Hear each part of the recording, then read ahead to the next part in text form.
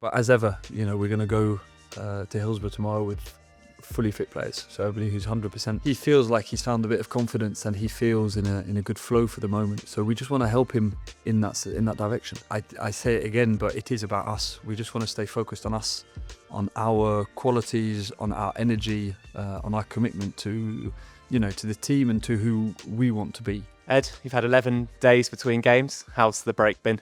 It's been really good. It's been positive for everybody, actually, for the squad, for the staff, the medical staff also, to be able to get some really good work done on the training pitch. That's been positive. Also, to keep developing the team physically. A couple of the players needed some recovery time, so they got that.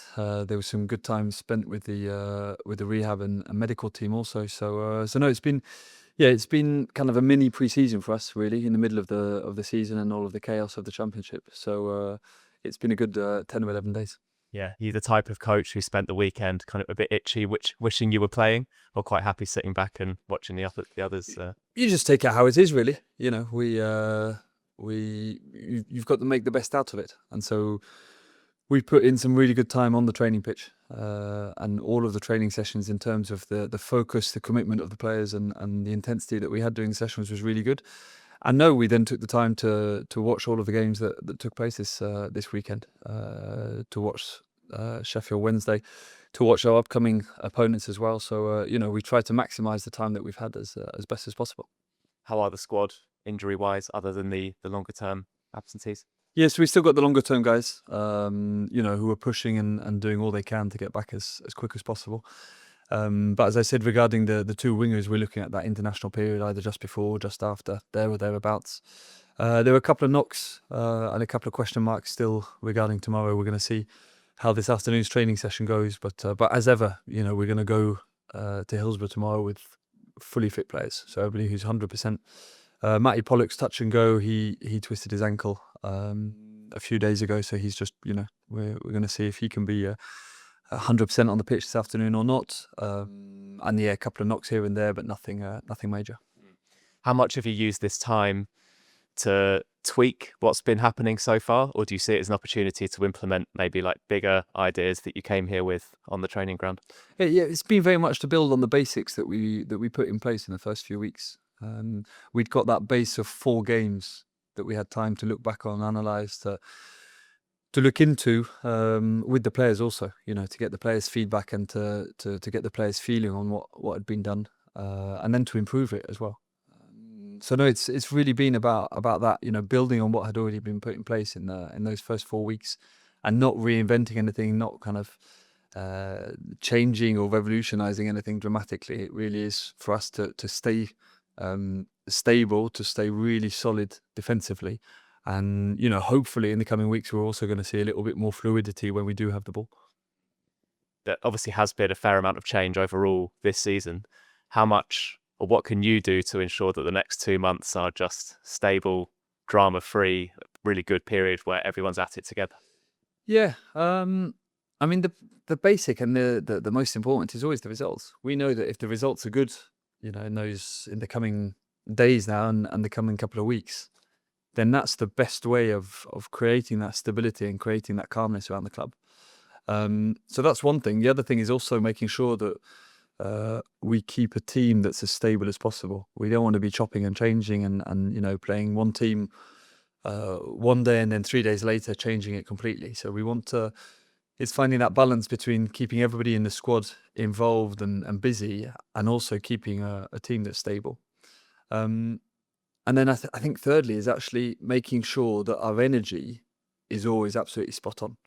That was one of the big positives that we took out of the first 4 weeks, is that the team's energy has been, on the whole, really positive. And, we want that for the fans to be able to feed off. And if we do manage to do that, then that's also, a way of creating that, not just the calmness in the club, but also the excitement that we want to be able to create around it.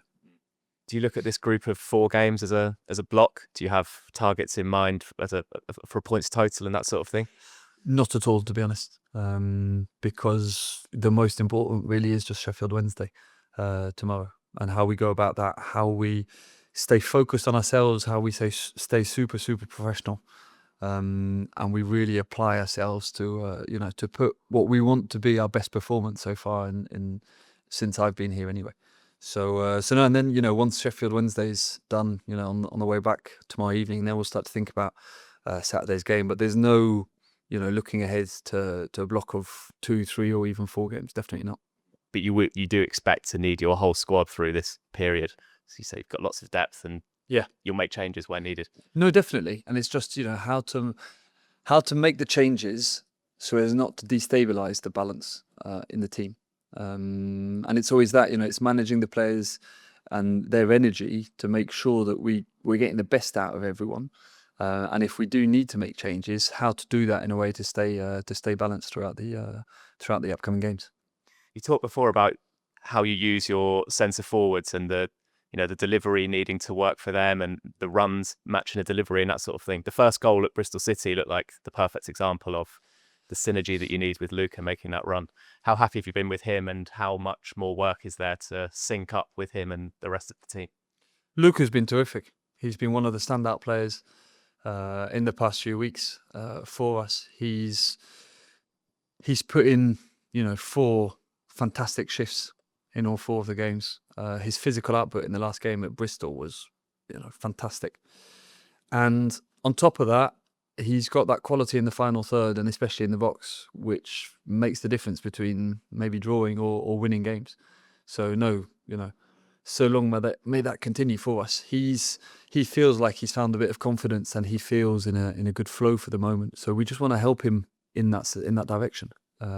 He's got great attributes, great qualities that we want to get the best out of, and we want to play to his strengths. And that's so far it's helped the team massively. So as I say, just we want to keep going in that direction and keep feeding him in the areas where he likes to finish. Yeah, I guess he's an example. There's a few of them in the squad of players who are maybe playing their first year at this level, getting used to it, but the end result hopefully is worthwhile in terms of the investment in the player.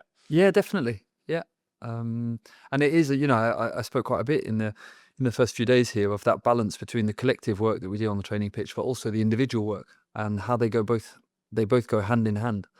And definitely Luca is one of those examples that stand out. And there are a lot of other cases in the squad where there's a huge amount of individual work going on behind the scenes here on the pitch, in the video rooms as well. So no, and it's always that we come back to it, but we want to get the best out of the players in terms of what their profile is. And Luca's got a very specific profile where he can play back to goal, but he's also really good at attacking spaces behind an opposition's defence. And so we want to be able to, to exploit that so that he can shine. In Sheffield Wednesday, I guess it's a funny kind of challenge. I don't know if you've come up against a team in this kind of position before, but they're competitive in every game, even though they're tending to lose. They're rarely getting hammered, so it's going to be an interesting challenge. Exactly that. And I think just the first thing that, yes, their situation is pretty exceptional and is a strange one, and you don't come up against that very often.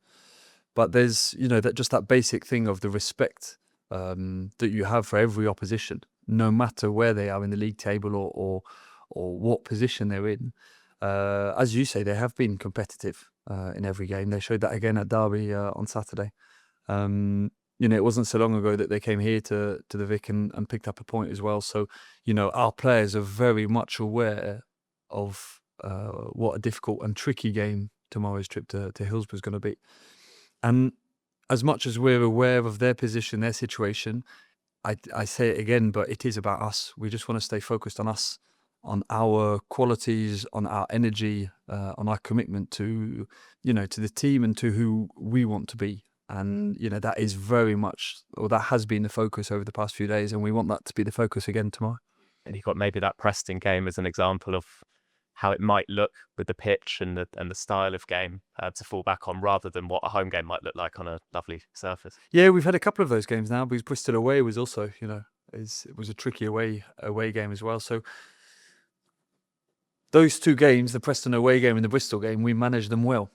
And it's now for us to keep going in that same vibe tomorrow, definitely. And as I say, it really is up to us.